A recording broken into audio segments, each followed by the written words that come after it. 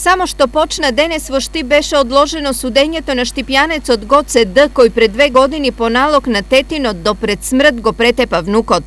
Напаѓачот кој во отсуство беше осуден на 12 години затвор од неодамна е во притвор откако по налог на Интерпол од Германија каде бил во бегство е транспортиран во Македонија.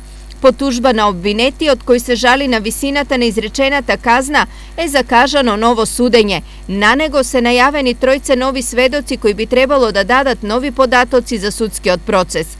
Инаку случајот кој го потресе Штип е од 16. јули 2013 година, а се случил во доцните ноќни часови пред влезот на семејството Илиеви. Таа ноќ претепаниот внук Дарко излегол да ја препаркира колата, но зад влезната врата и во длабоката темница со метална шипка го чекал Гоце Д.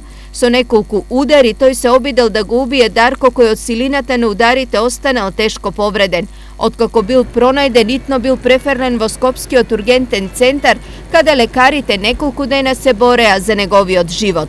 Причина за ладнокрвната нарачка и обидот за бруталната екзекуција е спор за неколку квадратни метри дворно место во куќата, каде нарачателот е домазет. Иако првично нападот беше класифициран како обид за убиство, подоцна тој е преиначен во тешка телесна повреда, за која нарачателот Петре В е осуден на 8 години затвор.